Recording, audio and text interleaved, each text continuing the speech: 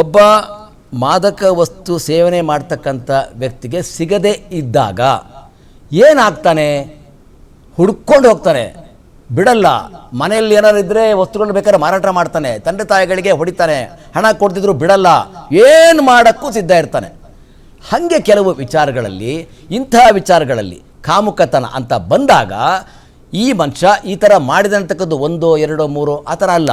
Pen drive ಬಂದಾಗ, ವಿಡಿಯೋಗಳು ಹರಿದಾಡಿದಾಗ ಅಯ್ಯೋ ಏನೇನಾಯ್ತಪ್ಪ ಅಂತ, ಯಾರನ್ನೂ ಬಿಟ್ಟಿಲ್ಲಲ್ಲಪ್ಪ ಅಂತಕ್ಕಂಥ ವಿಚಾರಗಳು ಅಲ್ಲಿ ಗೊತ್ತಾಗಿದ್ದು ಆ ವಿಡಿಯೋನಲ್ಲಿ ಮಾತ್ರ.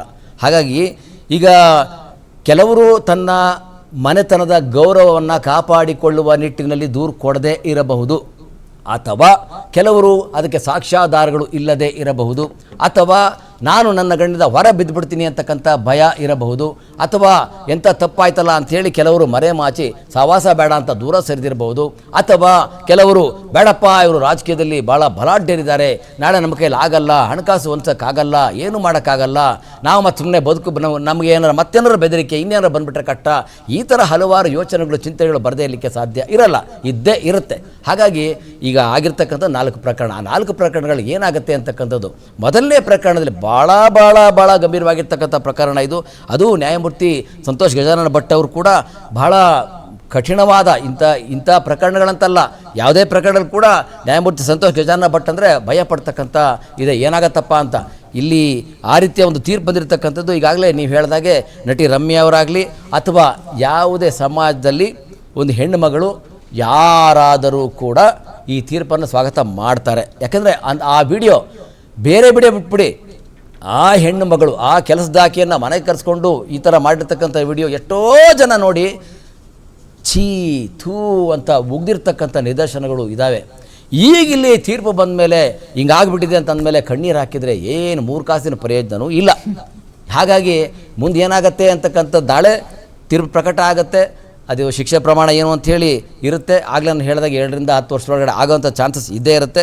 ಆಮೇಲೆ ಇನ್ನೊಂದೇನಪ್ಪ ಅಂದರೆ ರೇಪ್ ಆ್ಯಂಡ್ ಮರ್ಡರ್ ಅಂದರೆ ಜೀವಾವಧಿ ಶಿಕ್ಷೆ ಪ್ರಕಟ ಆಗ್ತಕ್ಕಂಥದ್ದು ಇರ್ತಿತ್ತು. ಆದರೆ ಇಲ್ಲಿ ಯಾವ ರೀತಿಯ ಸೆಕ್ಷನ್ಗಳನ್ನು ಬಳಸಿದ್ದಾರೆ, ಯಾವ ಸಾಕ್ಷಿಗಳನ್ನು ಒದಗಿಸಿದ್ದಾರೆ ಅಂತಕ್ಕಂಥದ್ದು ಭಾಳ ಇಂಪಾರ್ಟೆಂಟು. ನಾಳೆ ಒಂದೊಮ್ಮೆ ಹೈಕೋರ್ಟಿಗೆ ಹೋದರೆ ಇಲ್ಲಿ ಏನು ಆ ಮಹಿಳೆಯ ಪರ ವಾದ ಏನು ನಡೆದಿದೆ ಅಲ್ಲೂ ಕೂಡ ಮತ್ತೆ ಯಾವ ಎವಿಡೆನ್ಸನ್ನು ಅವರು ಕೋರ್ಟಿಗೆ ಕೊಟ್ಟಿಲ್ಲ ಅಂತಂದರೆ ಮತ್ತೆ ಅವ್ರು ಏನು ಕೊಡಬಹುದು, ನಾವೇನು ತಯಾರಾಗಬೇಕು ಅಂತಕ್ಕಂಥ ಆ ಕಡೆ ಈ ಕಡೆ 2 ಕಡೆಯೂ ಕೂಡ ಪ್ರಕ್ರಿಯೆಗಳು ನಡೀತಕ್ಕಂಥದ್ದು ಸಾಧ್ಯತೆ ಇದ್ದೇ ಇರುತ್ತೆ.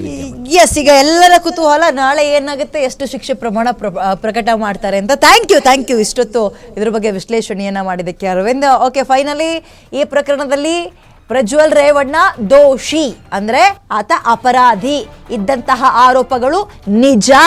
ಆತ ಇಲ್ಲಿ ತನಕ ಏನು ಸೆಕ್ಷನ್ಸ್ಗಳನ್ನು ಹಾಕಿದ್ರಲ್ಲ ಆ ಸೆಕ್ಷನ್ಸ್ಗಳನ್ನು ಗಮನಿಸಿ ಶಿಕ್ಷೆಯ ಪ್ರಮಾಣ ಪ್ರಕಟ ಆಗುತ್ತೆ, ಕಾದು ನೋಡೋಣ.